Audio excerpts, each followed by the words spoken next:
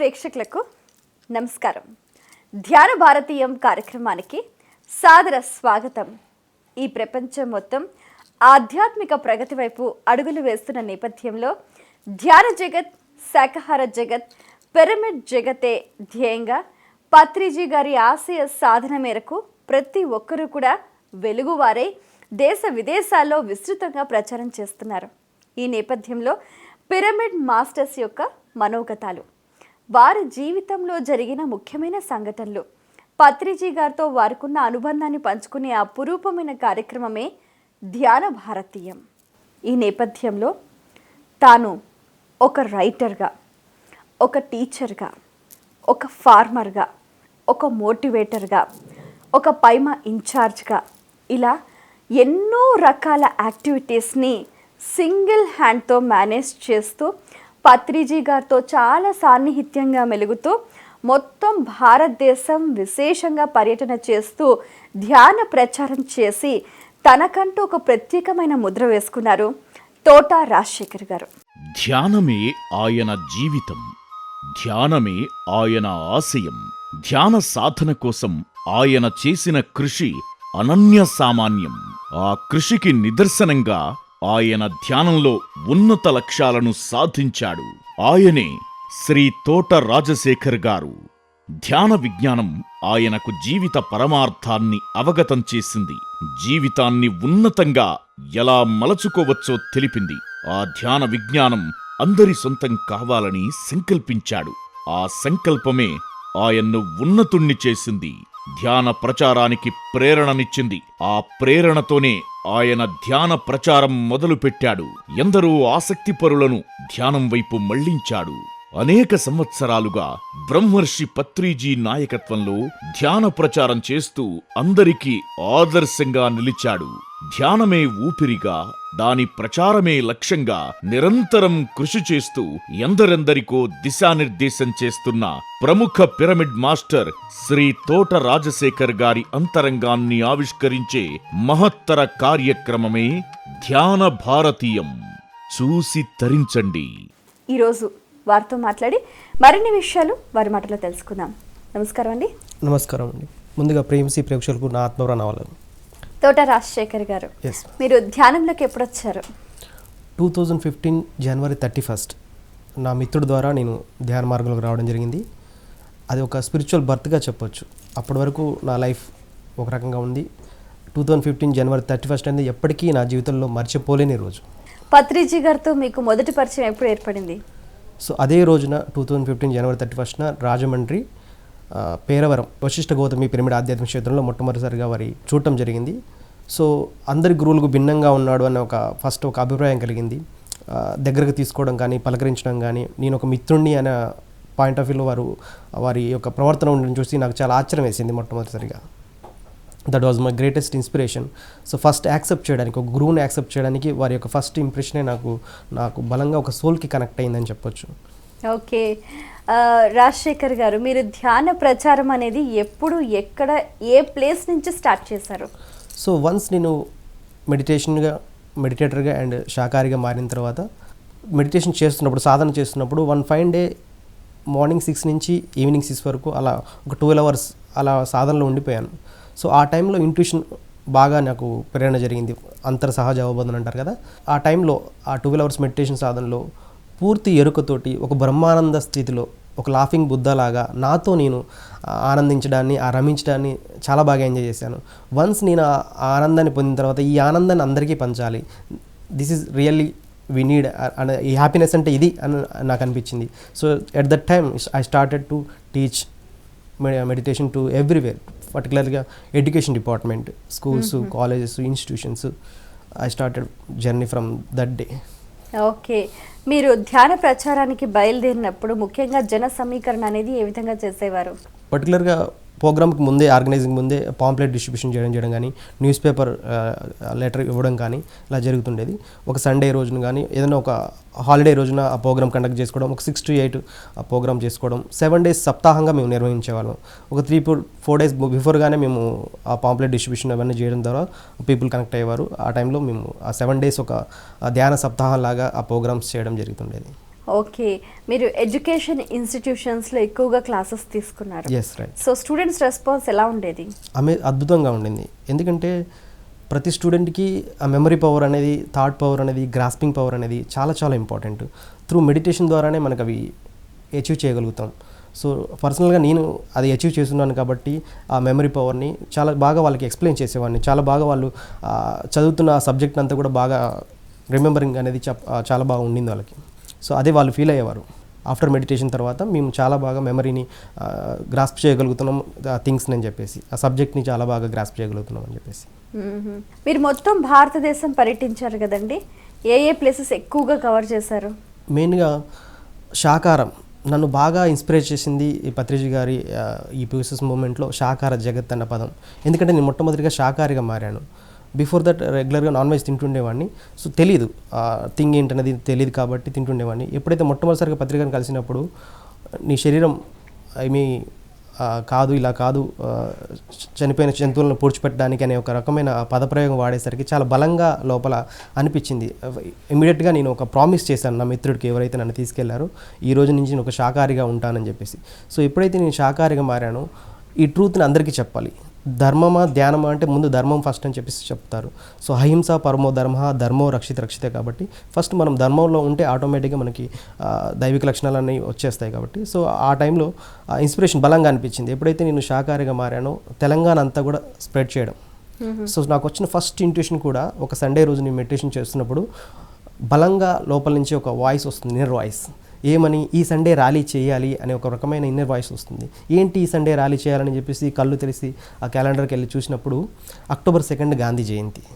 So వారు ఎంత పాటుపడ్డారు, అహింస సిద్ధాంతాన్ని ఎంత అద్భుతంగా వాళ్ళు తీసుకొచ్చారు. మరి అలాంటి మహాత్ముడు అలాంటి రోజున మనం ఖచ్చితంగా ర్యాలీ చేయాలి, ఆ ట్రూత్ని స్ప్రెడ్ చేయాలి అని చెప్పేసి October 2 ర్యాలీ కండక్ట్ చేయడం, అది చాలా గ్రాండ్గా సక్సెస్ అవ్వడం జరిగింది. సో నేను పర్టికులర్గా ఫస్ట్ టైం ఒక రెస్పాన్సిబిలిటీ తీసుకొని నేను ఆ ర్యాలీని కండక్ట్ చేశాను. సో యూత్ అందరినీ గ్యాదర్ చేసి 1 వీక్ బిఫోర్గా. సో నాకు ఆ మెసేజ్ 1 వీక్ బిఫోర్గా రావడం, అవి 1 వీక్ లోపు అన్ని అరేంజ్మెంట్స్ చేసుకొని October 2 అద్భుతంగా ర్యాలీ చేయడం జరిగింది. సో నేను ఆ ర్యాలీ చేసినప్పుడు పొందిన ఎక్స్పీరియన్స్ చాలా హై ఎనర్జీస్ అనమాట. సో వాటిని ఫీల్ అయిన తర్వాత నెక్స్ట్ నేను ర్యాలీ చేస్తే నాట్ ఓన్లీ ఒక ప్లేస్కి పరిమితమై ఉండకూడదు, అది త్రోట్ స్టేట్ అంతా జరగాలి అనుకున్నాను. సో అదేవిధంగా ఒక పత్రిజీ November 11, 2016లో పత్రిజీ బర్త్డే సందర్భంగా తెలంగాణ స్టేట్స్ అన్నీ కూడా ట్రావెల్ చేస్తూ ర్యాలీ చేయడం జరిగింది. దాని తర్వాత అహింస జగత్తులో భాగంగానే మహాకరుణ శాకాహారులు అని చెప్పేసి తెలంగాణ స్టేట్ అంతా చేసిన తర్వాత యాత్ర ఫర్ యానిమల్స్ పేరిట ఆచార్య శ్రీనివాస్ గారు, దివ్య మేడం గారు ఆధ్వర్యంలో తెలంగాణ, కర్ణాటక, తమిళనాడు, ఆంధ్రప్రదేశ్, కేరళ ఈ స్టేట్స్ అన్నీ కూడా ర్యాలీస్ విస్తృతంగా ఆ స్టేట్స్ అన్నీ కవర్ చేయడం జరిగింది. ఒక 1 మంత్ ఒక స్టేట్ని అంతా కూడా కవర్ చేస్తూ మెయిన్ ప్లేసెస్ అంతా కవర్ చేస్తూ మండలం వైజ్గా వెళ్ళడం జరిగింది. సో అక్కడ నేను ఎంతో రియలైజ్ అయ్యాను, ఎంతో పాంప్లెట్ డిస్ట్రిబ్యూషన్ జరిగింది. సో ఒక హైదరాబాద్ నుంచి ఒక 12,000 కిలోమీటర్స్ మేము ట్రావెల్ చేసాం ఆ జర్నీ మొత్తం మీద. ఓకే, మీకు బాగా అంటే ఇన్ని ప్లేసెస్ తిరిగారు కదా, మీకు ఏ ప్లేస్లో మీకు బాగా సంతృప్తినిచ్చింది మీరు చేసిన వర్క్కి? పర్టికులర్గా అని లేదు, నేను ఎప్పుడైతే ఏ ప్లేస్కి వెళ్ళినా కూడా అది నా ప్లేస్ లాగా అది కంపల్సరీగా ఫీల్ అవుతుంది. ఒక మెడిటేటర్కి పర్టికులర్గా ఇది నాది అనే ఒక బౌండరీస్ అనేది ఎప్పుడు క్రాస్ చేసాం. సో నేను ఢిల్లీ వెళ్ళినా, చెన్నై వెళ్ళినా, కోల్కతా వెళ్ళినా, ఏ ప్లేస్లోకి వెళ్ళినా, ఏ స్టేట్లోకి వెళ్ళినా కూడా సో అక్కడ కంప్లీట్గా వీళ్ళందరికీ ట్రూత్ తెలియాలి. మెయిన్ నా ఇంటెన్షన్ అనేది ఆ ట్రూత్ ఖచ్చితంగా నాకేదైతే తెలుసో, నేనేదైతే హ్యాపీనెస్గా ఫీల్ అవుతున్నానో ఈ విజ్డమ్ వీళ్ళకి తెలియాలి. అది తెలియకపోవడం వల్లే కదా వీళ్ళంతా సఫర్ అవుతున్నారు, ఫిజికల్ కానీ, మెంటల్ కానీ, ఎమోషనల్ కానీ, ఫైనాన్షియల్ కానీ. వన్స్ ఈ ట్రూత్ తెలిస్తే ఆ కాన్ఫిడెన్స్, ఆత్మవిశ్వాసం అంటాం, ఆత్మ గురించి కానీ, ఆ శ్వాస గురించి, విద్య గురించి కానీ తెలిసినప్పుడు వాళ్ళు ఆ కాన్ఫిడెన్స్ బిల్డ్ అయ్యి ఎంత అద్భుతంగా వాళ్ళు జీవించగలుగుతారు, ఎంత పాజిటివ్గా వాళ్ళు జీవించగలుగుతారు, ఎంత మిరాక్లస్గా వాళ్ళు జీవించగలుగుతారు. నేనేదో పొందుతున్నానో అది అందరూ పొందాలనే స్వార్థం, అది గొప్ప స్వార్థం ఉంది నాకు. సో అందుకోసమే నేను ఫ్రమ్ ద లాస్ట్ 6 years నుంచి ఎప్పుడైతే నేను తెలుసుకున్నానో ఐ స్టార్టెడ్ జర్నీ. ఒక బుద్ధుడి పోస్టు, జీసస్ పోస్టు, కృష్ణుడి పోస్ట్ లాగా నేను ఒక రియలైజ్ అయ్యడం జరిగింది. పత్రిక నేను ఎలాంటి జాబ్ చేయాలి ఈ ఎర్త్ ప్లానెట్ మీద అనుకున్నప్పుడు ఈ పోస్టులు ఖాళీగా ఉన్నాయని పత్రిక గారు సజెస్ట్ చేస్తారు. సో నిజమే అనిపిస్తుంది, ఎందుకంటే ఇంతకంటే గొప్ప పనులు ఇంకోటి ఏమీ లేదు. సర్వీస్, స్పిరిచువల్లో final step in this service అని చెప్తారు కాబట్టి ఆ సేవ చేసుకునే భాగం ఉంటుంది. కాబట్టి కంపల్సరిగా నేను ఈ ట్రావెల్ జరిగినప్పుడు నేను ఎంత హ్యాపీగా ఫీల్ అవుతున్నాను అని చెప్పేసి అనిపించిన తర్వాత ఇంక ఈ జర్నీ స్టార్ట్ చేయడం జరిగింది. త్రూఅవుట్ ఈ స్టేట్స్ అన్ని ర్యాలీ చేయడం, ముంబైలో మొట్టమొదటిసారిగా శాఖాహార ర్యాలీ కండక్ట్ చేయడం, ముంబైలో క్లాస్ చేయడం. ముంబైలో కూడా? ఎస్, ముంబైలో నా అంతటి నేనుగా కాల్ చేసి అక్కడ ఎవరైతే సెంటర్ ఆర్గనైజేషన్ ఉంటారో క్లాస్ తీసుకుంటాను నేనని చెప్పేసి వాళ్ళని అడగడం, వాళ్ళు అక్కడ పర్మిషన్స్ ఇవ్వడం, వెళ్ళడం, ఆ ట్రావెల్ ఎక్స్పెండిచర్ అంతా వాళ్ళు చూసుకోవడం అలా జరిగింది. ఆ తర్వాత రాయ్పూర్, ఛత్తీస్గఢ్, బిలాయ్ ఒక 41 days సెంటర్ ఉండి ఎవరైతే హిందీ లో కొంచెం టీచ్ చేయగలుగుతారు అన్నప్పుడు, సో నేను యాక్చువల్గా హిందీ మాట్లాడగలను, హిందీలో క్లాస్ చేసేంత లేదు, కానీ నాకున్న క్యాపబిలిటీ ఏంటంటే ఐ స్ప్రెడ్, నాకు ఒక ఆపర్చునిటీ వచ్చింది, నేను ఎట్లయినా దీన్ని యూటిలైజ్ చేసుకోవాలి అనే ఒక గొప్ప సంకల్పంతో అక్కడికి వెళ్ళటం. 38 daysలో 41 daysలో ఆ క్లాసెస్ అన్ని కంప్లీట్ చేసుకోవడం, హిందీలో చాలా గొప్పగా హిందీలో సెషన్ చేయడం. సో సోల్కి లాంగ్వేజ్ డజంట్ వ్యారీ అనేది నేను ఫస్ట్ టైం ఎక్స్పీరియన్స్ అయ్యాను. సో ఇంగ్లీష్లో కానీ హిందీలో కానీ వీ కెన్ స్పీక్, మాట్లాడగలుగుతాం, కానీ సబ్జెక్ట్ని డెలివర్ చేసేటప్పుడు తడబడతాం కదా అనిపించేది. కానీ హిందీలో కానీ ఇంగ్లీష్లో కానీ చాలా అద్భుతంగా క్లాసెస్ జరిగాయి అక్కడ. That was the greatest experience for me. Okay, ఇప్పుడు మీరు చాలా మల్టిపుల్ యాక్టివిటీస్లో ఎంగేజ్ అయి ఉన్నారు. ఎస్. సో మీ ఎడ్యుకేషన్, మీ కెరీర్, తర్వాత ఈ ధ్యాన ప్రచారం అన్నిటిని ఎలా బ్యాలెన్స్ చేసేవారు? యా, ఫైనల్గా ఆ బుద్ధుడు ఆనందరికి ఇచ్చిన సందేశం అదే కదా. సో అప్పో దీపో భవ, బీ ఏ లైట్ అంటూ యువర్ సెల్ఫ్. సో మనని మనం ఉద్ధరైన ఆత్మనాత్మనం భగవద్గీత ప్రకారం కూడా, సో మన పని మనం చేసుకుంటూనే we have to spread the truth. So అందుకోసమే ఒక meditator can do anything. So నేను ఒక ఫార్మింగ్ లాస్ట్ ఇయర్ లాక్డౌన్ అంతా ఎక్కడ తిరగడానికి క్లాసెస్ చేయడానికి లేదు కాబట్టి ఫార్మింగ్ స్టార్ట్ చేసి ఫార్మింగ్ చేశాను. అసలు నాకు జీరో నాలెడ్జ్ ఉంది ఫార్మింగ్లో. బట్ వన్స్ నేను ఆ ఫార్మింగ్ స్టార్ట్ చేసినప్పుడు కానీ అది చేయాలనుకున్నప్పుడు ప్రతిదీ ఒక ఛాలెంజ్ లాగా, ఆత్మకి ఎప్పుడు సాహసాలే కావాలి. సో అలాంటి ఛాలెంజెస్ నేను తీసుకోవడానికి చాలా ఇష్టపడతాను. సో అలా ఛాలెంజ్ తీసుకొని చేసినదే ఆర్గానిక్ ఫార్మింగ్. సో చాలా అద్భుతంగా నేను చేసినప్పుడు చాలా గొప్ప ఎక్స్పీరియన్స్ అయ్యాను. ఆ మినరల్ కింగ్డమ్ తోటి, ప్లాంట్ కింగ్డమ్ తోటి, యానిమల్ కింగ్డమ్ తోటి, హ్యూమన్ కింగ్డమ్ తోటి, అది ఒక అన్ని రకాల వ్యాపార రంగం చూసాం, విద్యారంగం చూసాం, అన్ని రాజకీయ రంగం, అన్ని రంగాల్లో చూసాం. కానీ ఒక అన్ని ఈ 5 elements తోటి ఏదైతే మనం కనెక్ట్ అయ్యి ఉండేది మాత్రం వ్యవసాయ రంగం అనిపించింది. చాలా సోల్కి చాలా దగ్గరగా ఉండేది అనిపించింది, నేచర్కి చాలా దగ్గరగా ఉండేది అనిపించింది. చాలా గొప్ప ఎక్స్పీరియన్స్ నేను ఆర్గానిక్ ఫార్మింగ్లో ఫేస్ చేశాను. ఓకే, మీరు పిరమిడ్ మాస్టర్స్ తోటి తిరిగినప్పుడు, అంటే స్టార్టింగ్ ఎర్లీ స్టేజెస్లో మీకు ఎలా అనిపించేది? డెఫినెట్లీగా. సో ఎప్పుడైతే పిరమిడ్ మాస్టర్లను కనెక్ట్ అవుతాం, ఎప్పుడైతే పత్రిజీ గారి ప్రోగ్రామ్స్ కానీ ఇలా కనెక్ట్ అయినప్పుడు ఒక ఆత్మీయత 100%గా అది ఉండింది. కలవగానే ఈ పర్సన్ నాకు ఎంతో కాలం నుంచి తెలుసు అనే ఫస్ట్ రిలేషన్ జరుగుతుంది. అది ఎంత కొత్త పర్సన్ అయినా సరే త్వరగా ఇమీడియట్గా కలిసిపోవడం కానీ, వారితో ట్రావెల్ అవ్వడం కానీ, వాళ్ళ ఎక్స్పీరియన్స్లు వినటం కానీ. సో ఫస్ట్ నాకు కలవగానే ఏ పిరమిడ్ మాస్టర్ని కలిసినా కానీ ఫస్ట్ వాళ్ళ యొక్క వండర్, అసలు మీరు ఎందుకు వచ్చారు, ఏం తెలుసుకున్నారు, మీకు ఆనందానికి కారణం ఏంటి, ఈ క్వశ్చన్స్ నేను ఎప్పుడు ట్రై చేస్తుంటాను.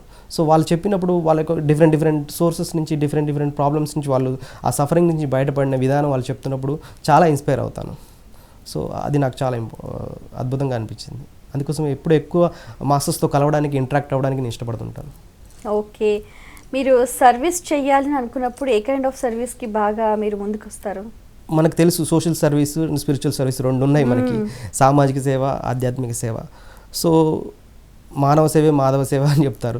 సో డెఫినెట్లీగా సేవకు వచ్చేసరికి సోషల్ సర్వీస్ చేసినప్పుడు ఏదైనా సరే డిపెండెన్సీ ఉండింది, కానీ ఒక స్పిరిచువల్ సర్వీస్లోనే ఇండిపెండెన్స్గా తన కాలం మీద తనకు నిలబడటానికి అవకాశం ఉండింది. ఎప్పుడైతే మనం జ్ఞానవంతుడు చేస్తామో, ఎప్పుడైతే ఆధ్యాత్మికంగా ఆత్మపరంగా తనని ఎక్కువగా డెవలప్మెంట్, సెల్ఫ్ ట్రాన్స్ఫర్మేషన్ తీసుకొస్తామో, ఆ పర్సన్ తన నిలబడటం కాక ఒక 10 మందిని నిలబడటానికి అవకాశం ఉంటుంది. సో ఎప్పుడైతే ఇలాంటి అన్నదానము, రక్తదానం, చాలా అన్ని గొప్ప విషయాలే, సామాజికంగా అన్ని చేసే సోషల్ సర్వీసులు అన్నీ చాలా గొప్పవే. కానీ ఎప్పుడైతే జ్ఞానదానం, అది నన్ను బాగా ఇన్స్పిరేషన్. ఎందుకంటే నేను అన్ని పొందాను, రైట్ ఫ్రమ్ చైల్డ్హుడ్ నుంచి నేను అన్ని హెల్ప్స్ తీసుకున్నాను. బట్ ఆల్వేస్ ఇంకా ఏదో కావాలన్న తపనలో ఉంది. ఎప్పుడైతే నా ఆకలిని తీర్చింది మాత్రం మెడిటేషన్ అని చెప్పొచ్చు, స్పిరిచువల్ అని చెప్పొచ్చు, స్పిరిచువల్ సర్వీస్ అని చెప్పొచ్చు. సో ఎప్పుడైతే నేను చేస్తున్నానో I'm satisfied, completely I'm satisfied. Okay, చాలా బాగుంది. ఓకే, ఒక రైటర్గా మీరు నా ఆత్మ ప్రయాణం అని రాస్తారు కదండి, ఆ బుక్ రాయడానికి ఇన్స్పిరేషన్? మెయిన్గా నాకు ఇన్స్పిరేషన్ స్వామి వివేకానంద కానీ, ఇంకా మాస్టర్ ఆదిశంకరాచార్యులు కానీ, చాలా తక్కువ ఏజ్లోనే 28 years and in the span of 32 yearsలోనే మొత్తం ఎంతో ఇన్స్పైర్ చేశారు. సో వాళ్ళంతగా ఏ టెక్నాలజీ లైన్ టైంలోనే వాళ్ళు ఆ టైంలోనే ఇప్పటికీ మనం బుద్ధుడి గురించి, సిద్ధార్థ గురించి మాట్లాడుకుంటున్నాం, మన సూక్తుల గురించి మాట్లాడుకుంటున్నాం అంటే ఎంతగా వాళ్ళు ప్రపంచాన్ని ప్రభావితం చేశారు. సో మనకు సత్యం తెలిసిన తర్వాత మనం ఎంత చేయగలం, సో ఎలాంటి సోర్సెస్ మనకున్నాయి అని చెప్పినప్పుడు ఖచ్చితంగా ఒక బుక్ ఫార్మేషన్ అనేది ఎప్పుడు చాలా ఇంపార్టెంట్. ట్రూత్ ఎవరు చెప్పినా ఒకటే, కానీ నా వర్డ్స్లో నేను ఎలా చెప్పగలుగుతాను, నేనేమి రియలైజ్ అయినాను అనుకున్నప్పుడు నా ఆత్మ ప్రయాణం ఈ బుక్ రాయాలని బలంగా అనిపించింది ప్రేరణ. ఒక 3 డేస్లోనే నేను కంప్లీట్, నాకు ఎప్పుడైతే ఆ ప్రేరణ వచ్చిందో ఆఫ్టర్ ఒక రోజు మెడిటేషన్ చేస్తున్నప్పుడు అలా ప్రేరణ వచ్చింది, నాకున్న విజ్డమ్ని ఆ బుక్ ఫామ్లో తీసుకురావాలని చెప్పేసి. సో ఇంకా రాయడం మొదలుపెట్టాను. 3 days 3 nights కంప్లీట్గా 3 daysలో కంప్లీట్ టైటిల్తో సహా ఆ డే అండ్ నైట్కి ఇంకా వేరే అనిపించట్లేదు, ఇంకేమీ నిద్రపోవాలని కానీ దాహం కానీ ఇంకేమీ అనిపించట్లేదు. ఆ బుక్ కంప్లీట్ అయ్యేంత వరకు ఒకటే టార్గెట్, ఇది త్వరగా కంప్లీట్ అవ్వాలి, ఇది త్వరగా వెళ్ళిపోవాలి, ఈ సబ్జెక్ట్ అందరికీ తెలియాలి అనేది ఆ ఇంటెన్షన్ చాలా బాగుండింది. సో అంతే ఫోర్స్ఫుల్గా అది రావడం, ఒక 1000 books తీసుకోవడం, అంతా స్ప్రెడ్ చేయడం జరిగింది. చాలా గొప్ప ఫీడ్బ్యాక్స్ కూడా వస్తుంది. ఓకే, అది కూడా ఒక రియల్గా స్వీట్ మెమరీ అనే చెప్పుకోవాలి మనం. ఎస్ మేడం, ట్రూత్ని చెప్పడానికి అది ఒక సోర్స్, 100% ఒక సోర్స్. సో ఆ సోర్స్ నేను ఖచ్చితంగా ఉపయోగించుకోవాలనుకున్నాను, ఆ రకంగా ఉపయోగించుకున్నాను. మీ జీవితంలో జరిగిన అద్భుతమైన సంఘటనలు? మెడిటేషన్లోనే చాలా గొప్ప గొప్ప మిరాకిల్స్ జరిగాయి. పత్రికారి పరిచయం తర్వాత కానీ ఆఫ్టర్ ఎప్పుడైతే డీపర్ లెవెల్స్లో మెడిటేషన్ చేసినప్పుడు ఒక ఇంట్యూషన్స్ కానీ, it's the purpose of life తెలుసుకున్నప్పుడు కానీ ఈ మెడిటేషన్లో, సో ద పేషెన్సీ మెయిన్గా చాలా దూకుడు స్వభావం ఉండేది.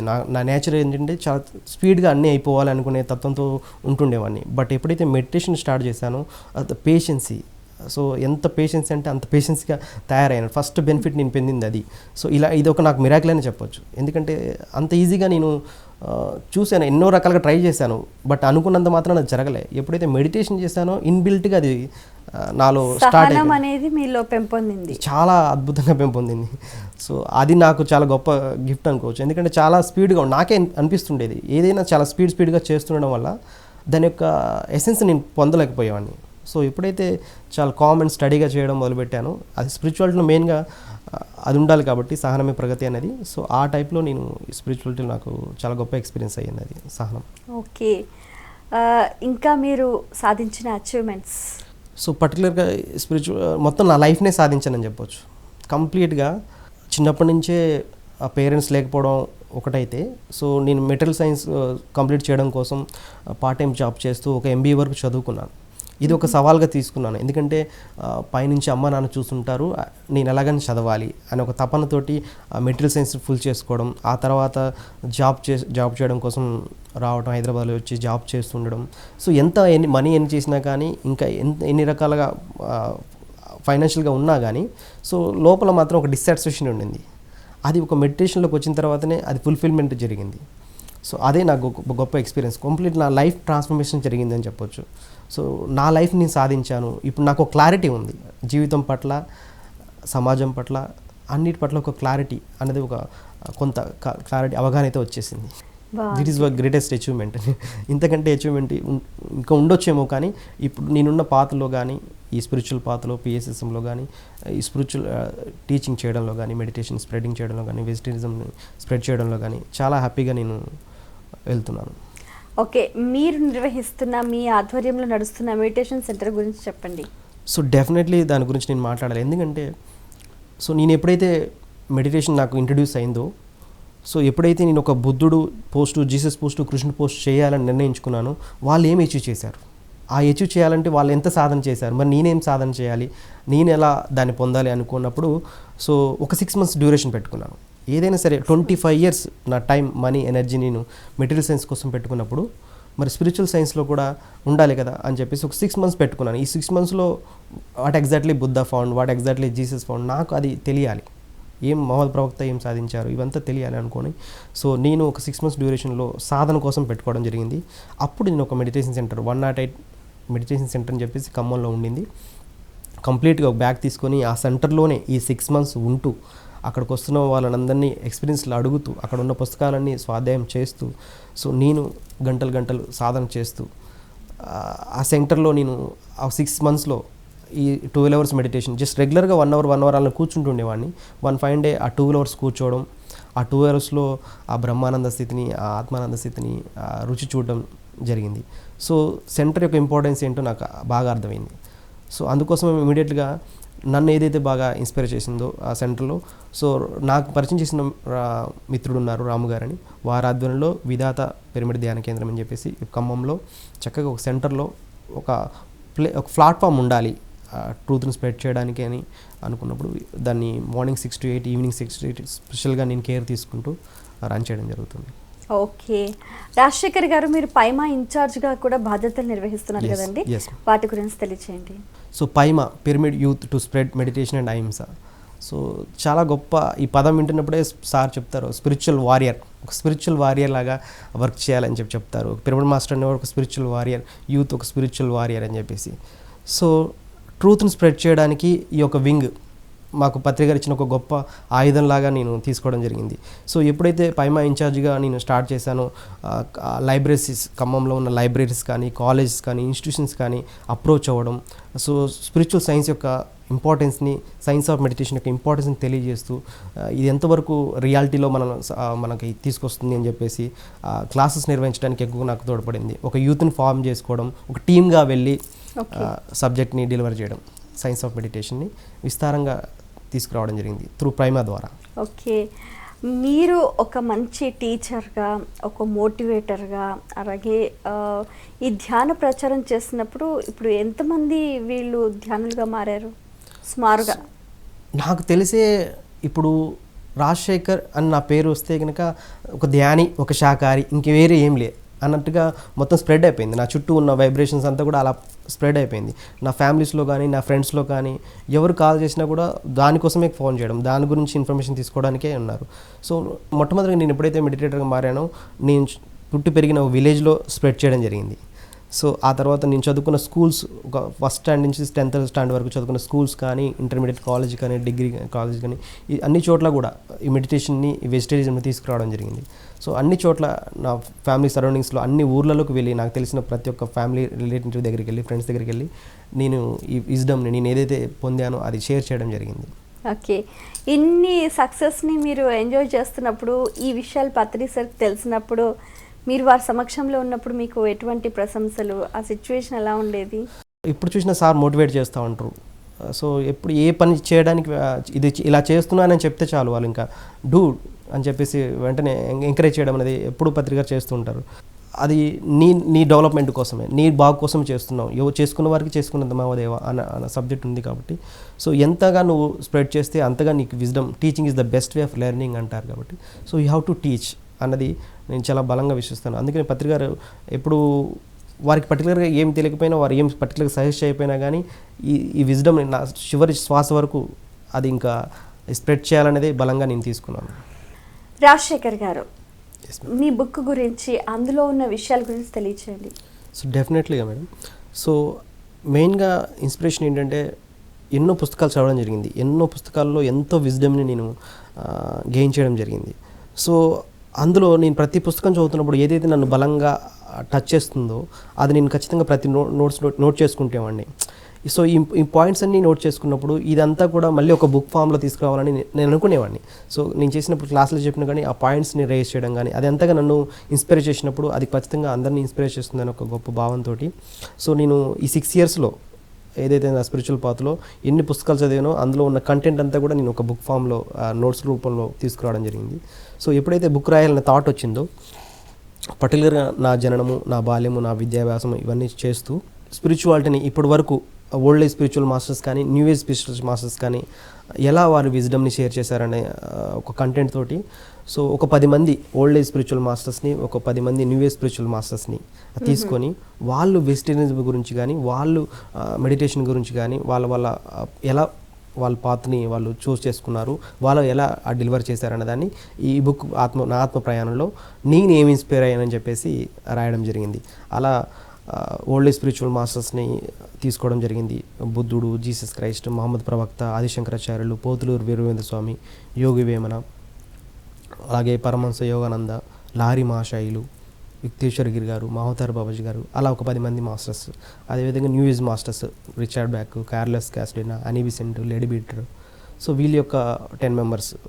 సో ఈ ఒక విజ్డమ్ని, ఒక కంటెంట్, ఇంతమంది ఈ ట్రూత్ని చెప్పారు, ఇంతమంది ఈ విజ్డమ్ని మనకి అందించారు, ఇంత ఫార్మేషన్లో అందించారని చెప్పడానికి బలంగా నేను ఆ బుక్లో ఒక 100 pagesలో ఈ కంటెంట్ అంతా రావాలి. చాలా సింపుల్గా సబ్జెక్ట్ అందరికీ డెలివర్ అవ్వాలి. స్పిరిచువల్ టాపిక్స్ ఏంటి, మెడిటేషన్ ఏంటి, అందులో వచ్చే ఎక్స్పీరియన్స్ ఏంటి, హాస్టల్ ట్రావెల్ ఏంటి, science of birth and science of death అంటే ఏంటి, సో ఇవన్నీ కంటెంట్ అంతా కూడా మిక్స్ చేస్తూ కంప్లీట్గా ఒక సైంటిఫిక్ బుక్ వేలో సైంటిఫిక్ టెంపర్తో ఆ బుక్ రాయడం జరిగింది. ఓకే. రాజశేఖర్ గారు, మీ భవిష్యత్తు కార్యాచరణ ప్రణాళిక? సో ఒక స్పిరిచువల్ హబ్ ఏదైతే నాకు ఈ 6 ఇయర్స్లో నేను ఎంతో ట్రావెల్ చేయాల్సి వచ్చింది, ఎన్నో పుస్తకాలు ఎంతో సమీకరించాల్సి వచ్చింది.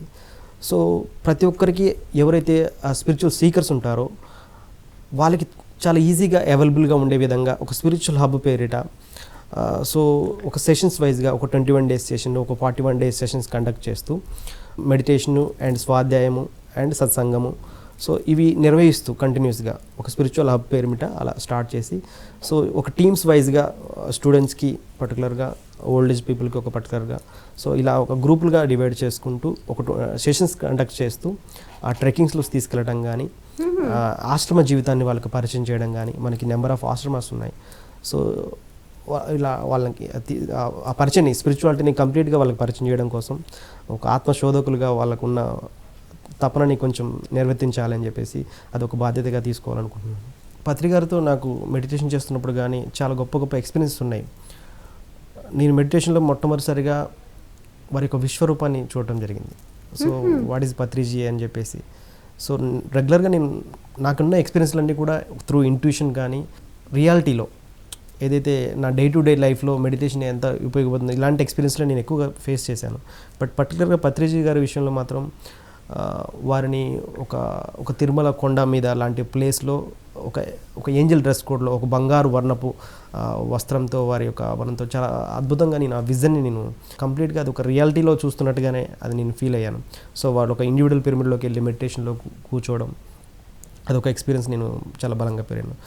ఎప్పుడు ఎప్పుడైతే మెడిటేషన్ చేసినా కానీ వాళ్ళు అలా తలుచుకున్నప్పుడు ఆటోమేటిక్గా వాళ్ళ ఒక ప్రెజెన్స్ని నేను 100% ఫీల్ అవుతాను. అదేవిధంగా నేను ఎక్కడైతే నా విలేజ్లో బర్త్ తీసుకున్నానో ఆ విలేజ్లో బర్త్ తీసుకున్న ప్లేస్లో పత్రి గారు ఒకసారి కనిపించి మెడిటేషన్లో సో అక్కడ ఒక స్టోన్స్ అలా ఆ భూమిలో నుంచి ఇలా స్టోన్స్ తీస్తూ ఇక్కడ ఒక పిరమిడ్ రావాలి అని ఒక ఇండికేషన్ని వారు ఇవ్వడం జరిగింది. సో దాని గురించి కూడా ఒక పిరమిడ్ కన్స్ట్రక్షన్ కూడా నేను మా విలేజ్లో చేయడానికి ప్రయత్నం చేస్తున్నాను. బాగుంది, చాలా సంతోషం అండి. మీ అమూల్యమైన సమయాన్ని కేటాయించి ఎన్నో విషయాలను మాతో షేర్ చేసుకున్నందుకు ధన్యవాదాలు. Thank you PMC. వీక్షించారు కదండి, ఇది ఇవాల్టి మన ధ్యాన భారతీయం కార్యక్రమం. ధ్యానంలోకి వచ్చిన అతి కొద్ది కాలంలోనే ఒక మంచి విజ్ఞానాన్ని సంపాదించి తాను తెలుసుకున్న సత్యాన్ని అందరికీ ప్రచారం చేసే క్రమంలో విశేషంగా కృషి చేసి ముందుకు సాగారు రాజశేఖర్ గారు.